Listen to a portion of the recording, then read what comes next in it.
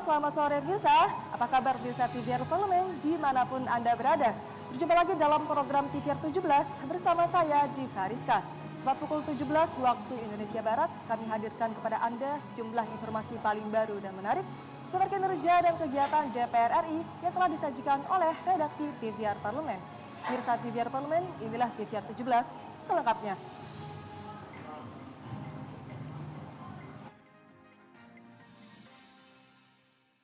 Guna mewujudkan Indonesia Emas pada tahun 2045, Komisi 10 DPR RI mendorong pemerintah untuk membuat kebijakan di bidang pendidikan yang dapat meningkatkan kapasitas generasi muda.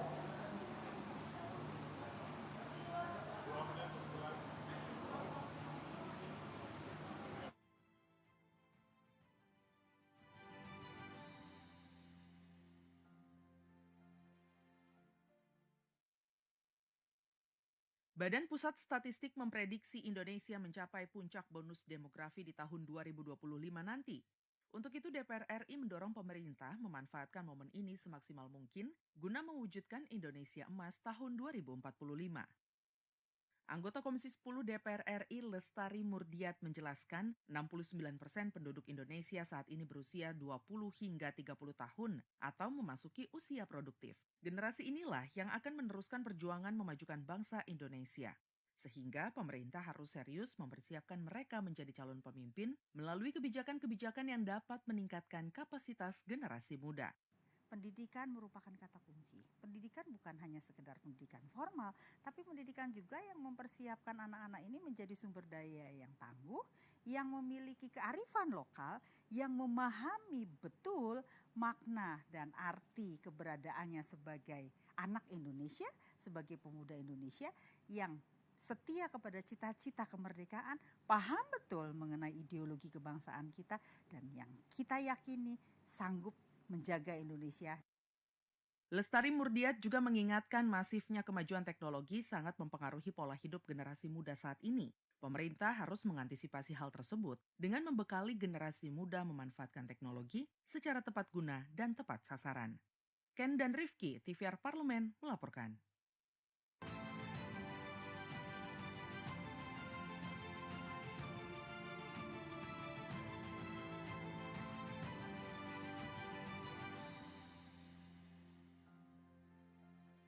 DPR RI berharap pemerintah dapat mengelola bonus demografi agar menghasilkan sumber daya manusia yang memiliki kompetisi, kreativitas, inovasi, serta memiliki daya saing yang tinggi.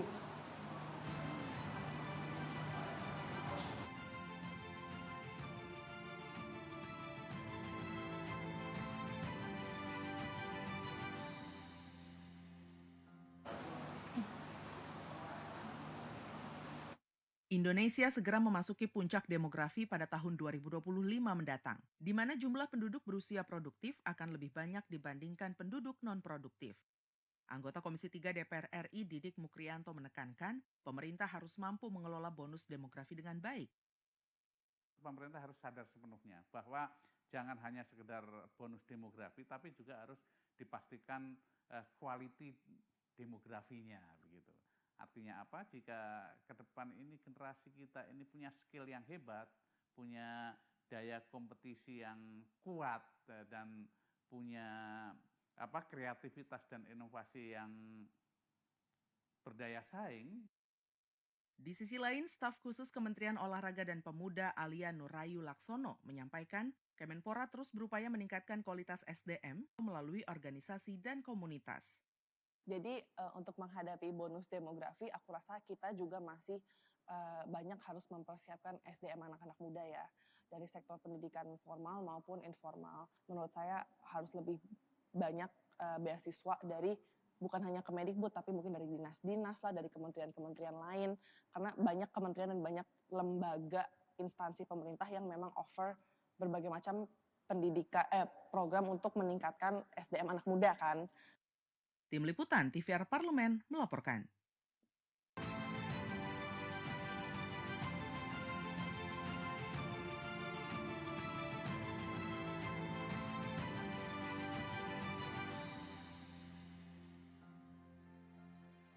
Pemirsa, sidang tahunan MPR, DPR, dan DPD RI sudah di depan mata. Sekretariat Jenderal DPR RI melakukan gladi bersih untuk memastikan persiapan rangkaian acara kenegaraan pada 16 Agustus 2023 esok hari. Bertempat di Gedung Nusantara, Kompleks Parlemen Senayan, Jakarta, gladi bersih sidang tahunan MPR, DPR, dan DPD RI ini dihadiri oleh Ketua MPR RI, Bambang Susatyo, dan juga jajaran Wakil Ketua MPR RI, Wakil Ketua DPR RI, Ledibich Paulus, serta Sekjen DPR RI, Indra Iskandar, serta Sekjen DPD RI. Beberapa persiapan yang sudah dilaksanakan adalah peningkatan keamanan, pemeriksaan ruang rapat paripurna, hingga simulasi rangkaian sidang tahunan, serta sidang paripurna DPR RI terkait RAPBN tahun 2024. Rangkaian agenda yang akan dilaksanakan untuk menyambut kemerdekaan Republik Indonesia yang ke-78 ini juga memperhatikan perbaikan sejumlah ruangan serta peninjauan terhadap kesiapan fasilitas yang akan digunakan. Saat ini sejumlah ornamen juga telah menghiasi sudut-sudut Gedung Nusantara DPR RI. Nah, selain itu, pemirsa, sidang tahunan esok hari juga akan diiringi oleh Korps Musik dari Sekolah Tinggi Intelijen Negara.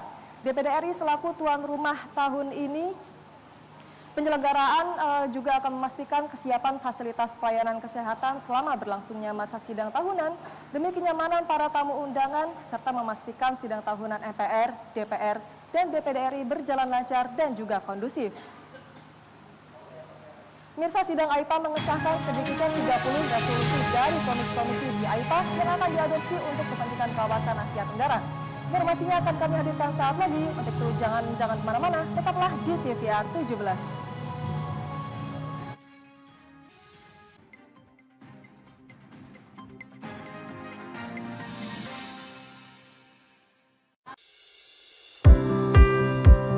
Mengenal tugas dan fungsi DPR RI.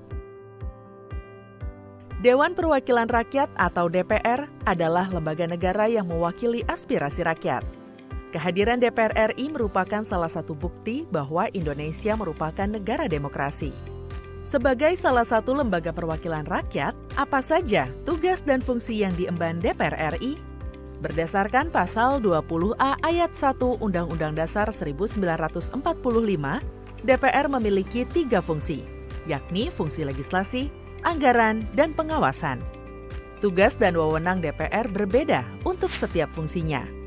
Yang pertama, fungsi legislasi.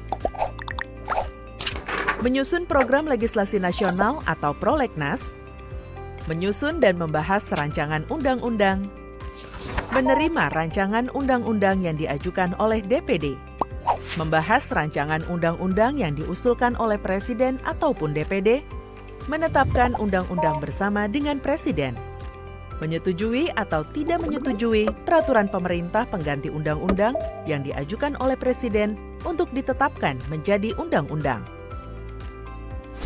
Yang kedua, fungsi anggaran. Memberikan persetujuan atas rancangan undang-undang tentang APBN yang diajukan oleh Presiden.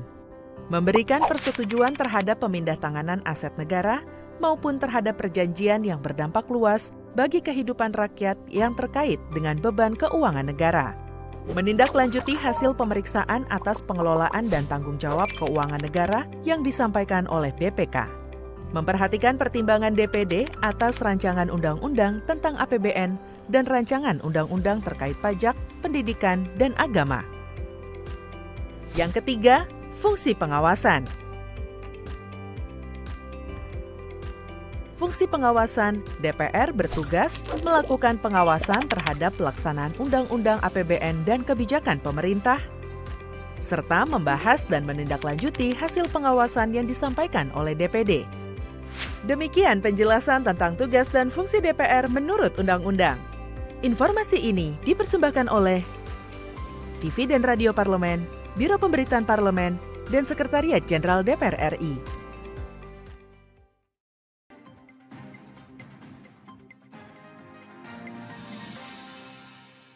Anda kembali bersama kami di TVR 17.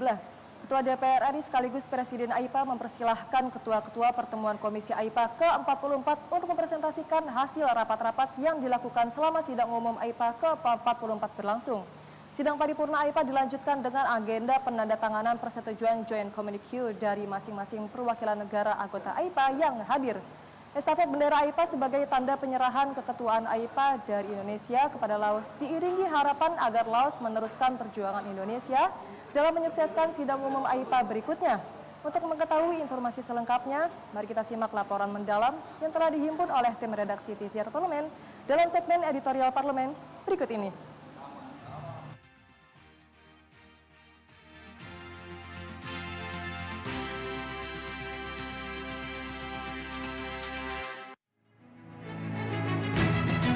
Ketua DPR RI sekaligus Presiden ASEAN Interparliamentary Assembly atau AIPA 2023, Dr. Honoris Causa Puan Maharani, memimpin sidang paripurna terakhir perhelatan sidang umum Forum Parlemen Negara-Negara ASEAN.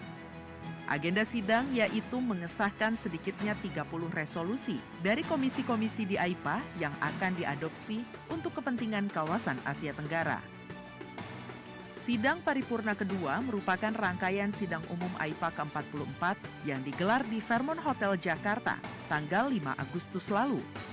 Agenda tersebut adalah presentasi dan adopsi laporan komisi-komisi, pengumuman tanggal dan tempat sidang umum AIPA ke-45, dan penandatanganan komunike bersama atau Joint Communique. Puan kemudian mempersilakan ketua-ketua pertemuan Komisi AIPA ke-44 untuk mempresentasikan hasil rapat-rapat yang dilakukan selama sidang umum AIPA ke-44 berlangsung. Salah satu resolusi yang disetujui yakni soal Advancing Youth Engagement of Inclusive Development, Economic Transformation and Democratic Participation, atau memajukan keterlibatan pemuda untuk pembangunan inklusif, transformasi ekonomi, dan partisipasi demokrasi. Komisi Urusan Politik menghasilkan 6 resolusi. 2 diantaranya usul Indonesia, yakni resolusi menjaga perdamaian, keamanan, dan stabilitas kawasan melalui dialog dan kerjasama, serta resolusi kerjasama parlemen untuk mencapai perdamaian jangka panjang di Myanmar. Komisi Urusan Sosial mengusulkan 3 resolusi. 2 diantaranya adalah usul Indonesia terkait mobilisasi aksi parlemen dalam mempromosikan green jobs atau pekerjaan yang ramah lingkungan dan keahlian untuk mendukung transisi ekonomi hijau. Adapun Komisi Organisasi AIPA mengusulkan 11 resolusi, di mana salah satunya adalah usulan Indonesia agar AIPA memperbarui lagu tema AIPA. Dengan begitu, anak muda dan seluruh anggota AIPA bisa terlibat dalam pembuatan lagu Anthem AIPA. Sidang paripurna AIPA dilanjutkan dengan agenda penandatanganan persetujuan Joint Communique dari masing-masing perwakilan negara anggota AIPA yang hadir. Alhamdulillah, acara penutupan sidang umum ASEAN Interparliamentary Assembly atau AIPA ke-44 telah selesai dilaksanakan dengan baik dan lancar.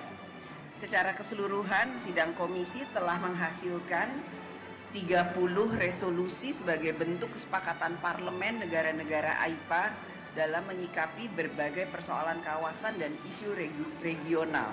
Semua kesepakatan tersebut dituangkan dalam berbagai resolusi yang diadopsi pada sidang paripurna kedua tanggal 9 Agustus tahun 2023. Beberapa hal yang dapat disepakati antara lain adalah menjaga stabilitas dan perdamaian di kawasan serta menyelesaikan persoalan konflik di Myanmar dengan lebih baik dan lebih cepat, serta mendorong peran parlemen untuk menangani isu ketahanan pangan energi dan air dan berbagai isu lainnya. Pada sidang Komisi Ekonomi, kami juga menyepakati beberapa hal antara lain adalah percepatan transisi ekonomi hijau atau green economy dan pengembangan inovasi teknologi untuk pembangunan dan pertumbuhan berkelanjutan. Sedangkan pada sidang Komisi Sosial kami sepakat untuk mengupayakan lapangan untuk mendukung transisi ekonomi hijau dan memetakan tantangan pekerjaan untuk kaum muda di kawasan. Pada sidang Komisi Perempuan, kami sepakat untuk mendorong kepemimpinan perempuan dan parlemen responsif gender, serta meningkatkan parlemen perempuan untuk transformasi digital. Secara simbolis, Puan menyerahkan palu sidang AIPA kepada President of National Assembly of Laos, Say Sompon Phompihan, sebagai tanda estafet presidensi AIPA. Estafet bendera AIPA sebagai tanda penyerahan keketuaan AIPA dari Indonesia kepada Laos, diiringi harapan agar Laos meneruskan perjuangan Indonesia dalam menyukseskan sidang umum AIPA berikutnya.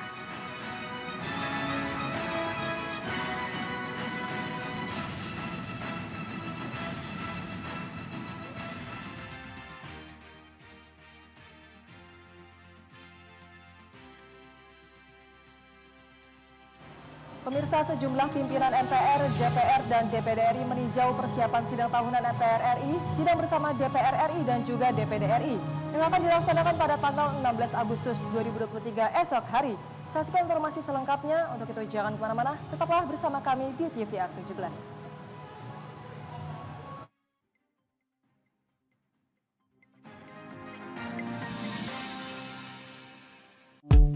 DPR RI memiliki fungsi diplomasi dalam menjalankan politik luar negeri sesuai dengan pasal 116 Undang-Undang MD 3. Kontribusi aktif BKSAP DPR RI memainkan peranan penting dalam memenangkan persaingan global melalui IPU, IPA, IPPF, AIPA, dan PUIK.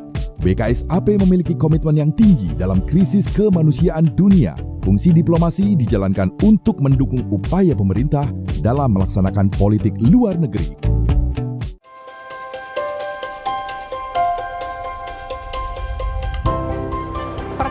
Dalam sejarah Indonesia, tahun 2024 kita mengadakan pemilu serentak, legislatif dan eksekutif baik di tingkat pusat maupun daerah.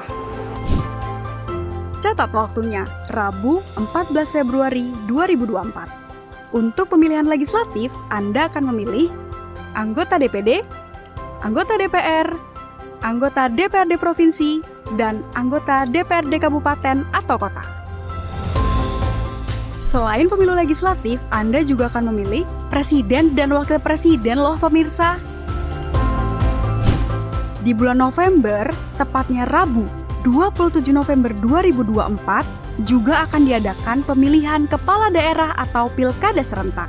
Dalam pilkada nanti, Anda akan memilih gubernur dan wakil gubernur, bupati dan wakil bupati, serta wali kota dan wakil wali kota.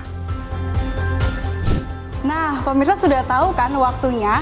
Kini saatnya Anda untuk mempersiapkan diri. Kenali calon-calon wakil rakyat dan pemimpin Anda dengan baik.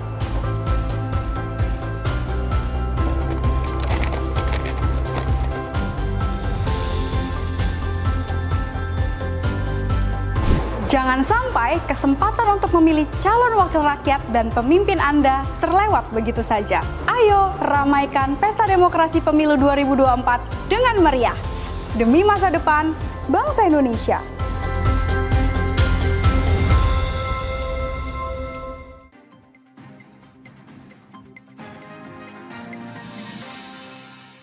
Pemirsa, Anda kembali di TVR 17. Sejumlah pimpinan MPR, DPR, dan DPD RI meninjau persiapan sidang tahunan MPR RI dan juga sidang bersama DPR dan juga DPD RI. Hal ini guna memastikan kelancaran agenda kenegaraan tersebut yang akan dilaksanakan pada tanggal 16 Agustus 2023 esok hari. Mari kita simak laporan rekan kami Alfat Rizky dari Gedung Nusantara yang mana menjadi lokasi digelarnya sidang tersebut. Silakan rekan Alfat.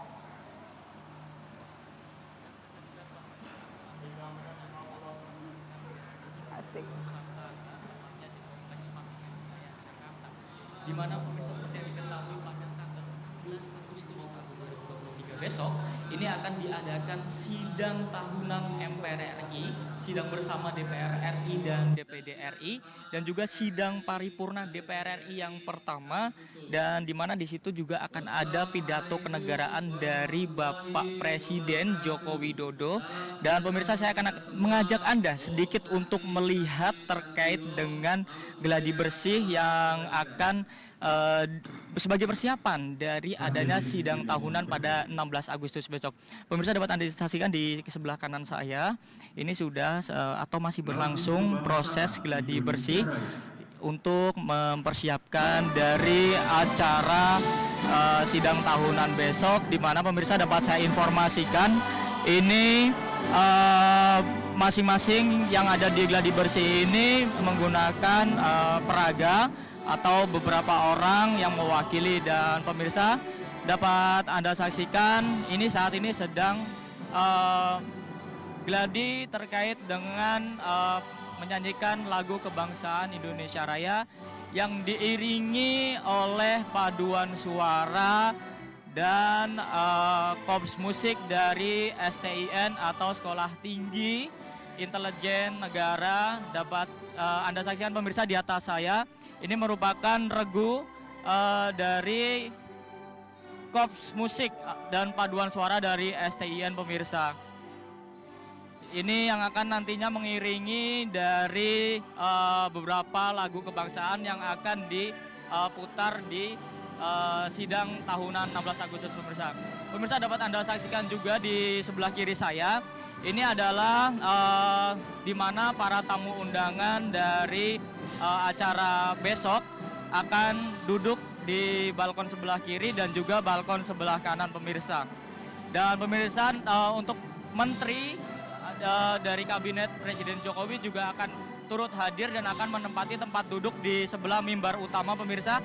Tepatnya berada di depan saya, ada di sebelah kanan mimbar utama dan juga ada di sebelah kiri mimbar utama pemirsa. Pemirsa dapat saya informasikan juga bahwa pada tahun ini kehadiran seluruh anggota ataupun peserta sidang ini dihadiri secara fisik selama atau sebanyak 100% dikarenakan Presiden Jokowi ini telah mencabut status pandemi COVID-19 menjadi endemi.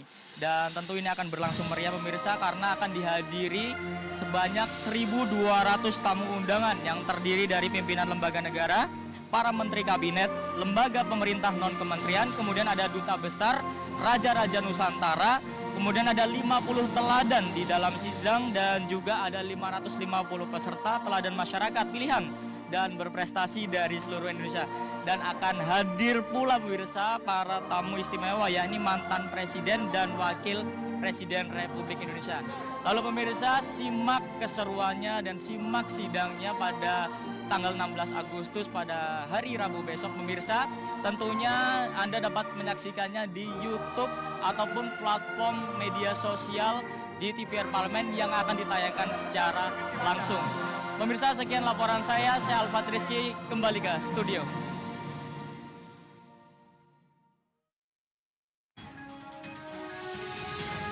Oleh hari ini, kita jeda tetaplah di TVR 17.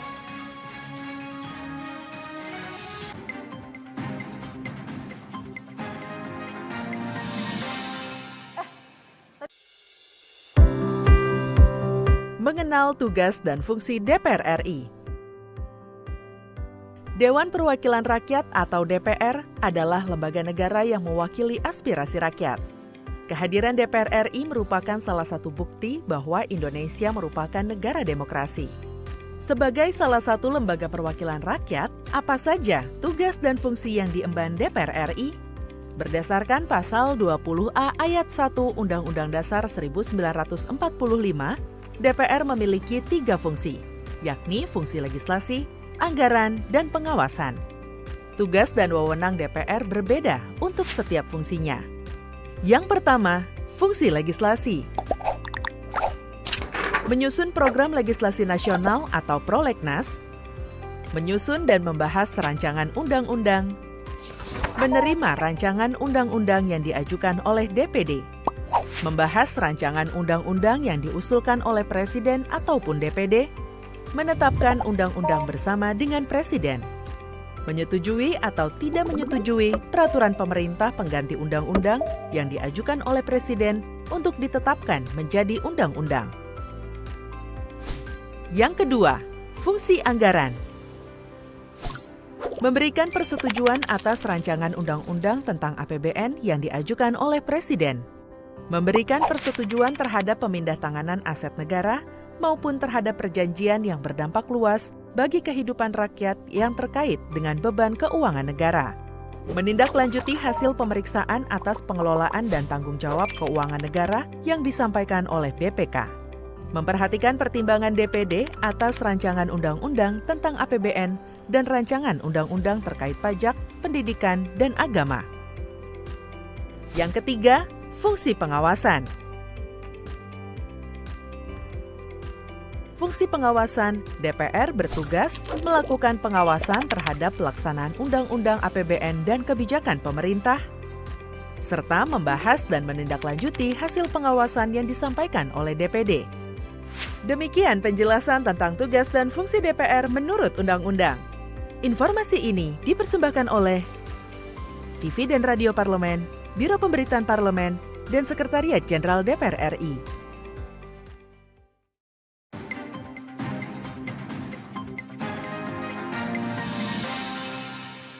Kembali di TVR 17, pemirsa TVR Parlemen, kali ini kita masuk ke segmen media nasional.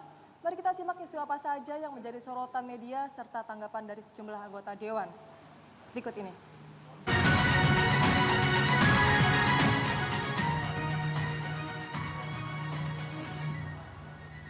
Pemirsa, berita pertama yang menjadi headline di media online hari ini yaitu Komisi 1 DPR RI harap Cyber Army perkokoh kedaulatan negara.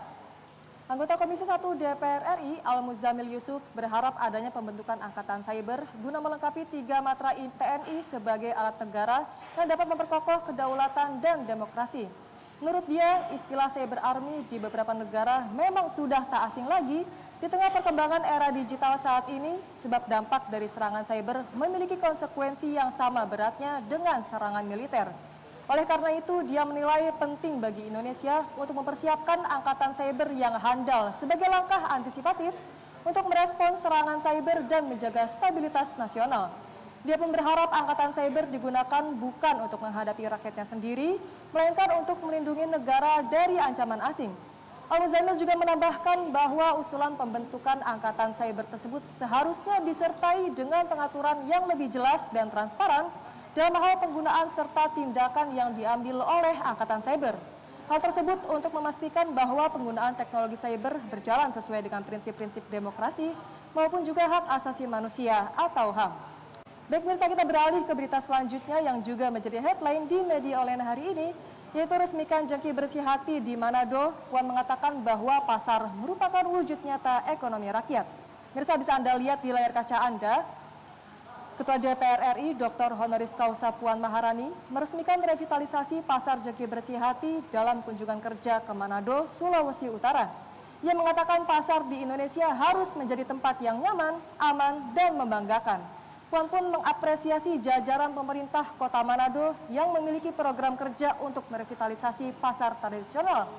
Perbaikan pasar mencakup sisi fasilitas pasar, penataan, kebersihan, dan juga ketertiban. Usai revitalisasi, kini Pasar Jengki Bersih Hati memiliki luas kurang lebih 5 hektar dengan kapasitas 1.241 lapak serta 200 kios yang dapat menampung sebanyak 1.311 pedagang. Oleh karena itu, Puan mendorong agar seluruh lapisan masyarakat ikut bahu-membahu merawat dan menjaga pasar tersebut. Baik pemirsa, itu tadi headline di media online hari ini yang membahas terkait dengan Komisi 1 DPR RI berharap Cyber Army memperkokoh kedaulatan negara dan juga berita mengenai resmikan Jengki Bersih Hati di Manado. Puan mengatakan pasar wujud nyata merupakan ekonomi rakyat.